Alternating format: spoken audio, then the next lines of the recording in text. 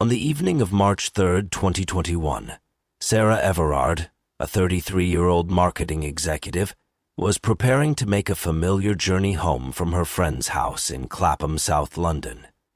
It was just a short walk to her apartment in Brixton, a route she had taken many times before without any concerns. She left her friend's house around 9 p.m., her phone in hand as she checked in with her boyfriend, planning to catch up with him after her walk. She was dressed casually in a bright green rain jacket and blue jeans, a practical outfit for the drizzly evening. Nothing seemed out of the ordinary. As Sarah began walking down the well-lit streets of Clapham, she passed the bus stop where she had often waited before, noticing the familiar sights around her. She was confident in the route she took, even feeling reassured by the busyness of the neighborhood. It was a part of the city she knew well, and she felt safe. She had no idea that in the short time since she left her friend's house, her life would change forever. Around 9:30 p.m., Sarah was seen on CCTV walking near Clapham Common, a public park in the area. This footage showed her walking briskly, headphones in her ears and her phone in her hand. Nothing seemed out of place. She appeared relaxed, even smiling slightly, seemingly just another person walking home after a night with friends. Yet, this would be the last time she was seen alive. Her phone, which had been tracking her movements, was still on and functioning. It was still active in the hours that followed, but soon all communication stopped. There was no response to messages, no missed calls, and no sign of Sarah's usual online activity. Friends and family began to worry when they realized she hadn't arrived home as expected. At first, they assumed something had delayed her. Perhaps she had stopped for a chat with a friend or taken a detour on the way back. But when the minutes stretched into hours with no word from her, the fear began to grow. A missing persons report was filed the following day, and the police immediately started a search. The investigation into Sarah's disappearance grew more urgent as the hours passed. The last place she was seen was a crucial detail that led to a wider search of the area around Clapham Common. However, despite extensive efforts by the authorities, there was no trace of Sarah. No one had heard anything unusual that night. No one had seen anything suspicious. As the news spread, people began to speculate about what could have happened. Was she just lost? Had she gotten into a confrontation with someone? Was she hurt or in distress somewhere, unable to get to safety? The lack of answers created a growing sense of dread as the search expanded, and people held out hope that Sarah would be found unharmed. Though there was little hope that Sarah would be found unharmed, yet each hour that passed without any sign of Sarah's whereabouts only added to the suspicion and fear. The city's police force began reviewing CCTV footage from local cameras, hoping for a clue, a sign, anything that could explain her sudden disappearance. But as the investigation unfolded, the mystery surrounding Sarah's fate would soon reveal a shocking twist, one that no one could have predicted. The search for Sarah Everard intensified in the days following her disappearance. As the police scrambled to find leads, a team of investigators meticulously combed through hours of CCTV footage from the area around Clapham Common. It was their only hope of uncovering any clue about what had happened to her. After hours of reviewing the footage, they stumbled upon something chilling. A man, walking in the same area as Sarah, who appeared to be following her at a distance. The sighting was unsettling, and the police quickly turned their attention to this figure. The man in the footage was seen just moments after Sarah vanished from view.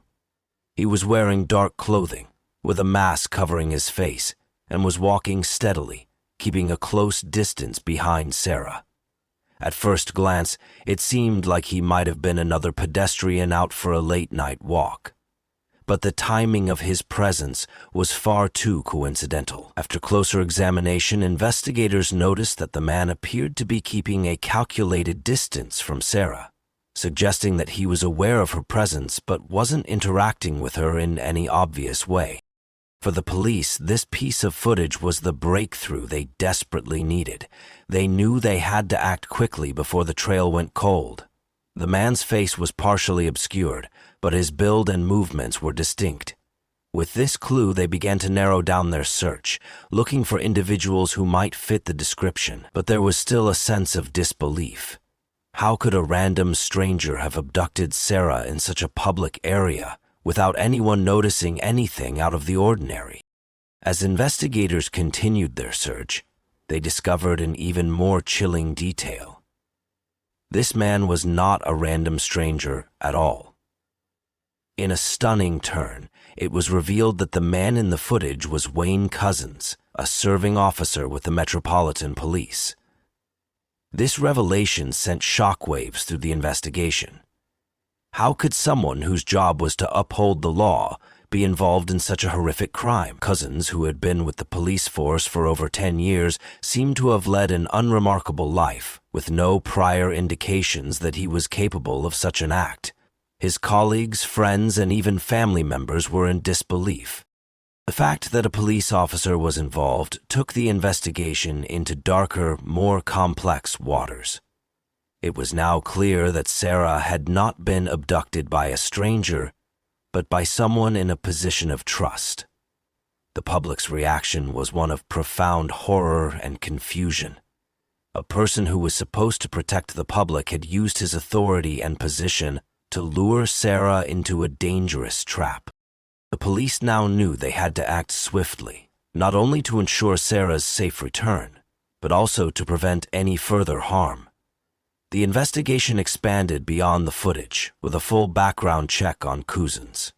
They quickly learned that he had used his police-issued vehicle to pick up Sarah after allegedly stopping her for a fabricated breach of COVID-19 regulations. He had claimed to be arresting her, but instead he was kidnapping her. This twist in the case shocked the public even further. A police officer abusing his power in such a way was a betrayal on an unimaginable scale. How could someone like Sarah, just walking home after a normal evening with friends, have been manipulated and trapped in such a horrific manner? The police now focused all their efforts on finding Couzens and questioning how he had carried out such an audacious and brutal crime. But as the investigation deepened, it became clear that this was just the beginning of a much darker story. As the investigation into Sarah Everard's disappearance moved forward, the revelation that the man in the CCTV footage was Wayne Couzens, a serving police officer, took the case in a horrifying new direction. The news sent shockwaves through the public, as it was hard to comprehend how someone who had sworn to protect the public could commit such a horrific act. The police quickly moved to arrest Couzens, but his involvement raised more questions. How had he managed to deceive everyone around him? And why had he targeted Sarah? Couzens, a 48-year-old officer, had been with the Metropolitan Police for over a decade. He had worked in several roles, including armed response, and had been trusted by his colleagues and superiors. There was nothing in his background to suggest he was capable of the crime he had just committed. To those who knew him, he appeared ordinary, even professional. His arrest sparked a wave of disbelief among those who had worked with him, many of whom expressed shock that he could be involved in something so sinister. The contrast between the trusted, everyday police officer and the monster behind Sarah's abduction left many feeling betrayed. It wasn't just Couzens' colleagues who were stunned. The public, too, had placed their trust in law enforcement, believing that police officers were inherently trustworthy. The idea that someone in uniform could deceive, control, and harm a civilian shattered that trust in an instant. But the investigation revealed a chilling truth. Couzens had carefully orchestrated the entire abduction. Sarah, while walking home alone that night, had encountered Couzens in his capacity as a police officer. He used his position to stop her, falsely claiming that she was in violation of COVID-19 restrictions. It was a strategy that worked because, as a police officer, Couzens held authority. Sarah, feeling confused and possibly intimidated, would have trusted him. He presented himself as someone who could be relied upon, someone who had the power to arrest her if necessary. But instead of offering protection, he manipulated her, taking her under false pretenses and leading her into a trap. The idea that Sarah had trusted this man, only for him to betray her in the most unimaginable way, was gut-wrenching. As the investigation dug deeper into Cousins' history, it became clear that he had been planning the abduction for some time. He had already gone to great lengths to prepare for the crime. He had a vehicle, a police-issued car, which he used to transport Sarah to a secluded area. The forensic evidence would later reveal the horrifying details of what happened after Sarah was taken. But at this point, the investigation was still focused on finding Cousins and understanding how he had been able to use his position of power so effectively to carry out such a crime. The discovery of Cousins' involvement prompted the police to re-examine his background. They began looking into any previous complaints or reports about his behavior, trying to find any patterns that might have gone unnoticed. Though there had been no prior allegations of misconduct, his crime showed that there had been a dark side to his character that had never been revealed. This was a man who had exploited his authority and used it to harm someone who, by all accounts, had no reason to fear him. As the search for Sarah continued, the public was left grappling with an uncomfortable truth. The person who had taken Sarah was supposed to be one of the people who could be trusted the most. The investigation was far from over, but it was already clear that the case would change how the public viewed the very institutions that were meant to protect them. Sarah's abduction was not just a tragedy, it was a profound betrayal that no one had seen coming. Days after Sarah Everard's disappearance, the investigation into her whereabouts had reached a fever pitch. While the authorities worked tirelessly, the public's anxiety grew. Each passing hour without a trace only deepened the fear that something terrible had happened to her. Despite all the effort, no new leads surfaced. It wasn't until March 9th, 6 days after she had been last seen, that the breakthrough came. Police received a call from a member of the public who had spotted a body in a secluded area near a woodland in Kent, some 50 miles from where Sarah had disappeared. The discovery was both heartbreaking and shocking. The body found was later confirmed to be Sarah's, and the area where she was found was eerily isolated. For the authorities, the location of the body raised chilling questions. How had Sarah ended up so far from the city, and what had happened to her in the days between her disappearance and the discovery of her body? The public's worst fears were now realized. Sarah was gone, and her family and friends were left to navigate the unbearable pain of knowing that she had been brutally taken from them. The body was discovered in a woodland near a country lane, a place that seemed so far removed from Sarah's familiar surroundings. It was a stark contrast to the busy streets of Clapham, where she had last been seen walking alone. Investigators immediately began combing the scene for evidence, trying to piece together what had happened. Forensic experts were called in to determine the cause of death, and a thorough examination of the area was carried out to search for any clues that might point to how Sarah had been transported there. The investigation revealed the tragic truth. Sarah had been abducted by Wayne Cousins, the police officer whose identity had shocked the nation. Once he had taken Sarah into his custody under the false pretense of arresting her, he drove her in his police-issued car to the remote location in Kent. The details that began to emerge painted a grim picture of the events that led to Sarah's death. While the full extent of the crime would come out later in the investigation, it was clear that Sarah had been taken against her will and subjected to an unimaginable fate. Once Cousins had committed the abduction, he tried to cover his tracks. The isolated location he chose for Sarah's body was no accident. It was far from public view, deep in the countryside, where the chances of discovery would be minimal. But despite his attempts to erase any evidence, the police were determined. They painstakingly retraced his steps, collecting forensic evidence from the crime scene and his vehicle. As the pieces came together, the sheer horror of what had occurred became more apparent. Sarah's body was found in a manner that showed a complete disregard for her life, leaving the authorities with the heartbreaking task of delivering the news to her family. For Sarah's loved ones, the discovery was a devastating blow. The hope that Sarah might be found alive began to slip away, replaced by the stark reality of her loss. The grief was overwhelming, and the shock of learning how she had been taken was unimaginable. The discovery of her body brought closure in the most painful way possible, but it also sparked a wave of questions.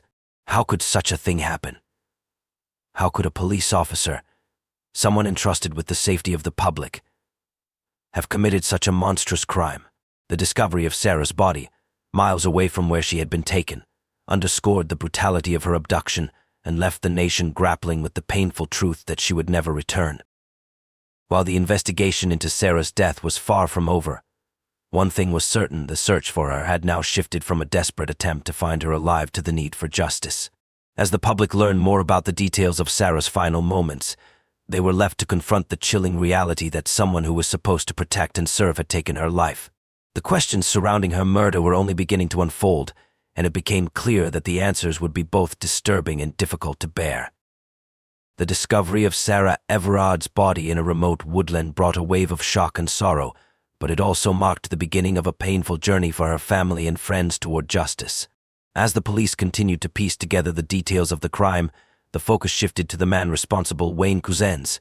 The investigation into his actions revealed a chilling and calculated pattern of behavior, leaving many grappling with the horror of how someone in a position of trust could have so violently betrayed that trust. Couzens was arrested shortly after the discovery of Sarah's body, and he was charged with her abduction, rape, and murder. At first, he denied any involvement, but as the evidence mounted against him, the case became impossible to deny. The forensic evidence from the crime scene, coupled with the SECT footage showing him in the area around the time of Sarah's disappearance, was undeniable. Over the following weeks, as the case unfolded, it became clear that Couzens had meticulously planned the abduction and murder, using his position as a police officer to lure Sarah into a false sense of security. He had taken her under the guise of an arrest, using his authority to manipulate and control her. What followed was an unthinkable crime that left the public stunned and devastated.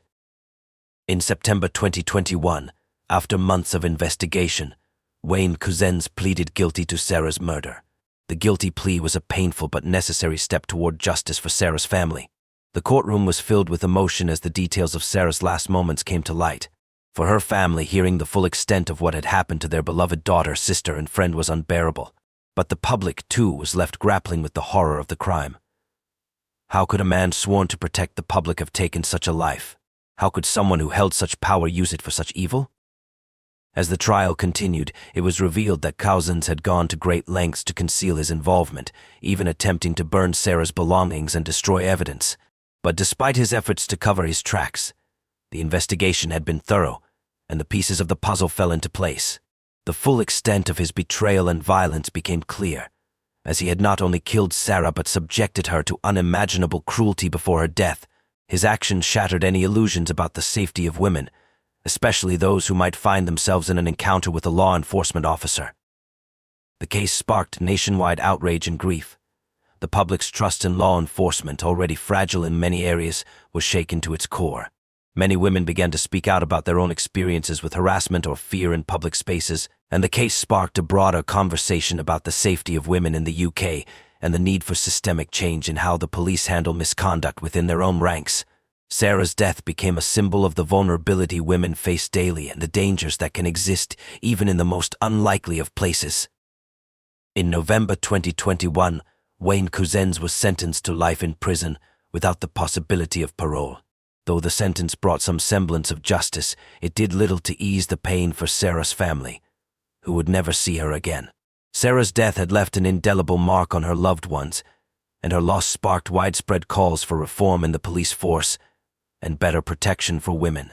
Her family, in their grief, expressed a deep desire that Sarah's tragic death not be in vain, that it could bring about the changes necessary to prevent other women from facing the same fate. Sarah Everard's murder led to a reevaluation of the systems in place meant to protect people, especially women. It also raised questions about accountability within law enforcement and the need for better safeguards against abuse of power. The tragedy revealed a dark undercurrent in society, where the most trusted figures could also be the most dangerous. While Sarah's family fought for justice, the nation reflected on what had gone so terribly wrong and what needed to change to ensure that no other woman would have to face the same fate as Sarah Everard.